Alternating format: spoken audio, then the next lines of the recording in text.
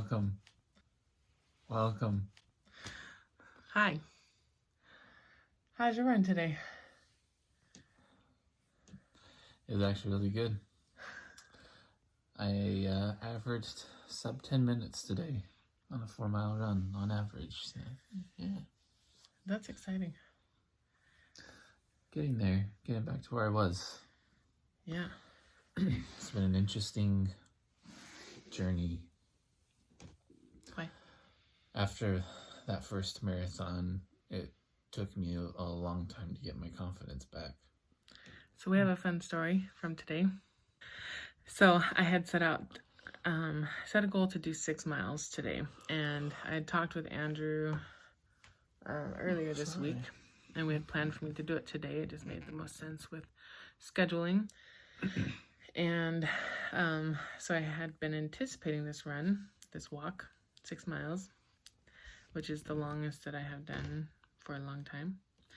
I've only ever done one other 6 mile, which was the Dirty Dash, a fun run.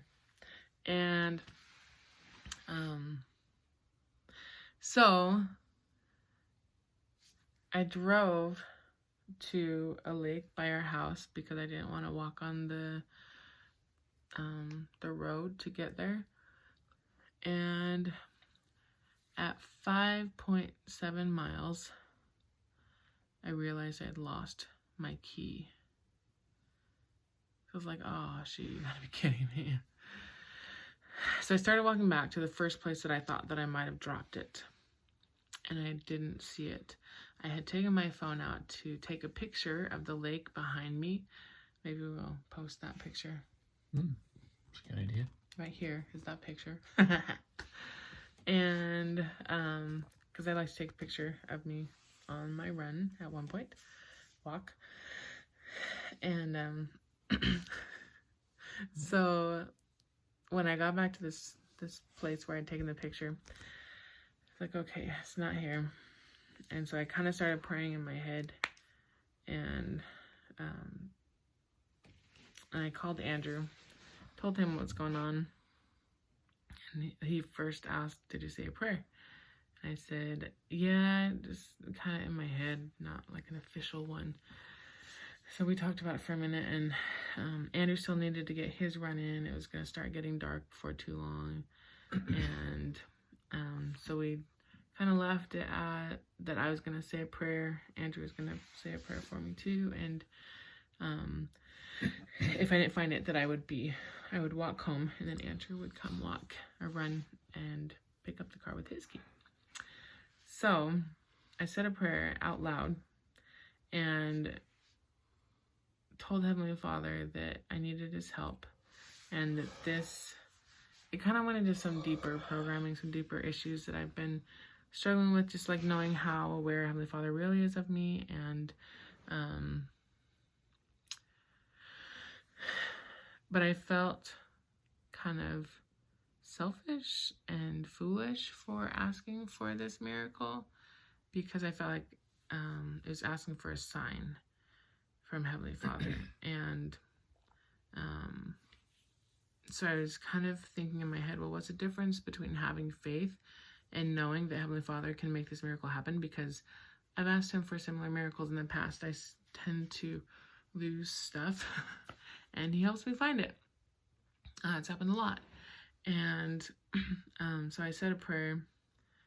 So in my thoughts, I was like, okay, so how much is this asking for a miracle? Like, Heavenly Father, if you love me, help me find my key. And how much of this is, okay, I know that Heavenly Father will come through for me because he has in the past.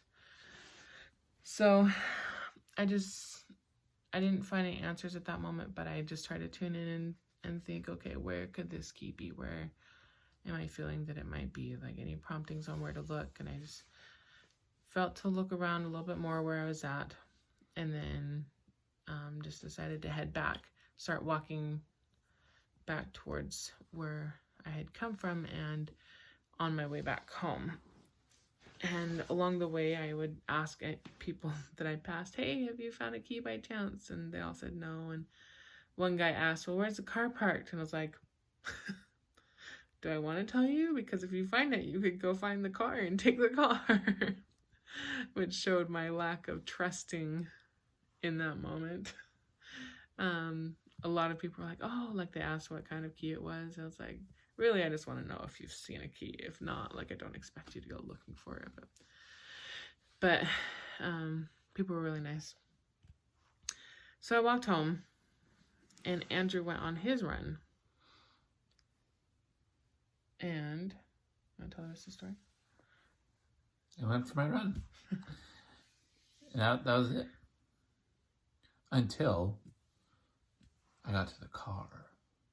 And when I got to the car, I looked around the car to see if there was anything there and like around the car, and there wasn't anything around the car. I looked in the car around the driver's seat to make sure that it wasn't there, and couldn't find it.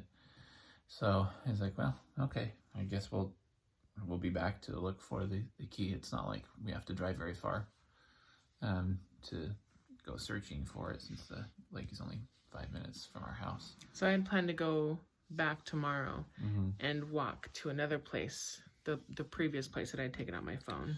Yeah, so I took off and went to go get gas because the car needed to be filled up. Rolled into the gas station, parked, and got out and went around the car to pay, and thought, oh, dang it, I forgot to pull the lever to open the gas tank. Went around the vehicle, and there was the key stuck in the door, like ready to turn and unlock the door. I don't know how I missed that when I was getting in the car the first time, especially since, you've got to grab the door handle. Anyway, but it was in the car. So he called me.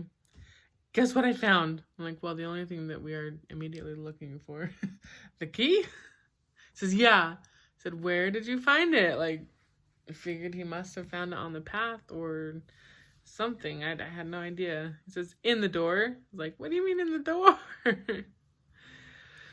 So someone. Yeah, I don't know how.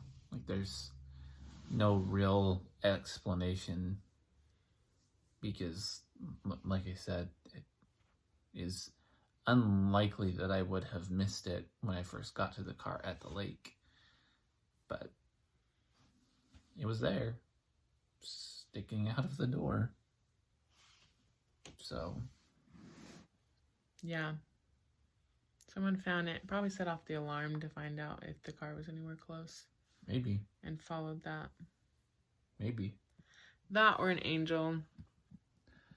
Anyways, a miracle happened today. A prayer was answered. Mm-hmm. And Heavenly Father made a miracle happen for us once again. Bernie.